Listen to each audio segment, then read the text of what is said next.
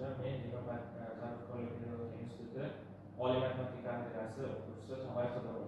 Bugun biz sizlar bilan teskari matritsani topishni onlaynda ko'rib o'tamiz.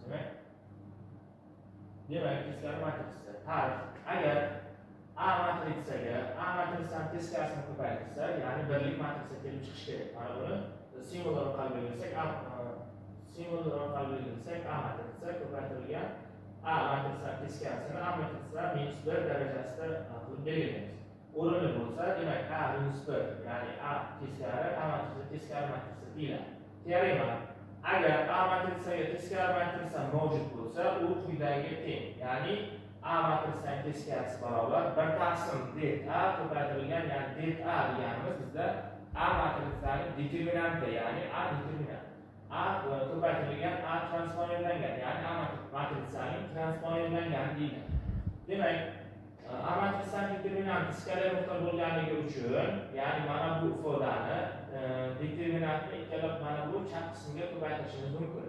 Ya'ni det A ko'paytirilgan A matrisaning teskarisi teng A transformlangan teng bo'ladi. Transformlangan matrisaning transformlanganini mana shunday topishimiz mumkin.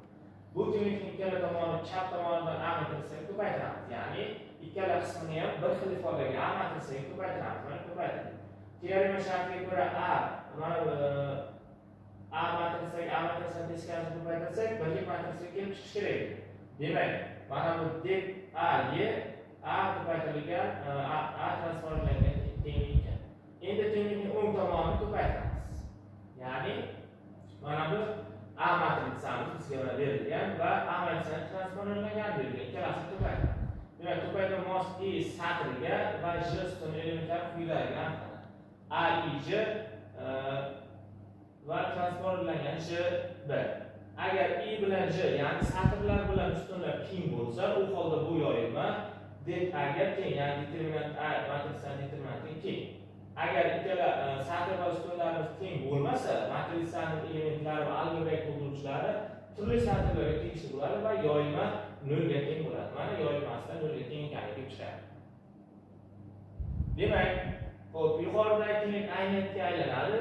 Ya'ni bizga berilgan tenglikni det A ga bo'lsak va teoremamiz isbotlangan kelib chiqadi. Demak, misol ko'ramiz. Misol, ikkita A va B matrisalar berilgan. Mana A matrisamiz berilgan va B matritsasi berilgan. Quyidagilarni toping. Ya'ni A matrisaga B matrisani ko'paytiring, B matrisaga A matrisani ko'paytiramiz va 3-shartda A matrisaning teskarisini topamiz. 4-shartda A matrisaga A matrisaning teskarisini ko'paytiramiz. 5-shartda A matrisaning teskarisiga A matrisaning o'zini ko'paytiramiz. Birinchi shart, ya'ni A sharti. A matrisaning ustunlar soni B matrisaning satrlar soniga teng. Ya'ni A matrisamizda 3 ga 3 bo'lgan matrisa, B matrisamizda 3 ga 3 bo'lgan matrisa. Demak, A matrisa bilan B matrisaning ko'paytirma ma'noga ega bo'ladi. Chunki biz aytdikki, ya'ni ustunlar satrlar teng bo'lsa, demak bu ma'noga ega. Elementlarni formula bilan aniqlanadi, ya'ni mana formula bilan ko'paytirib aniqlaymiz. Demak, A matrisani topamiz. Mana S matrisamiz teng ekan, mana ko'paytirganimizda demak satrlar sonini birinchi, ya'ni A matrisaning satrlarining har birini B matrisaning ustunlarining har biriga ko'paytirib yozamiz mustaqil.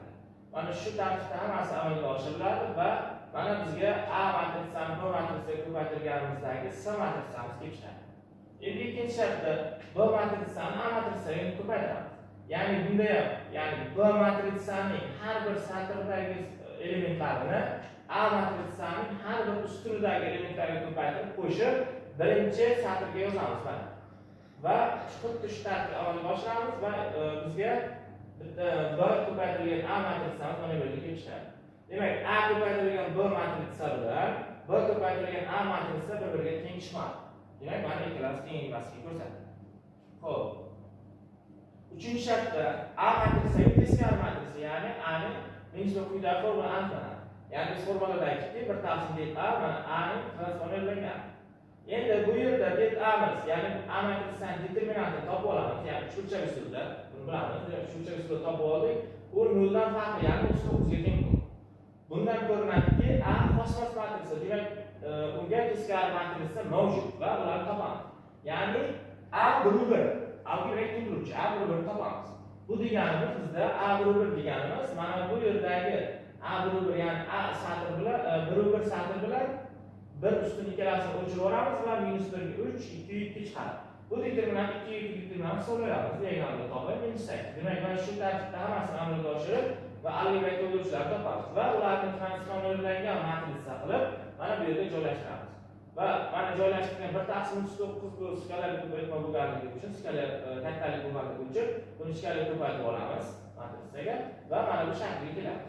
Mana biz bu yerda A matrisining teskari matrisasini topdik. Mana topdik. Endi 4-shart A matrisiga A matrisining teskarisini ko'paytiramiz.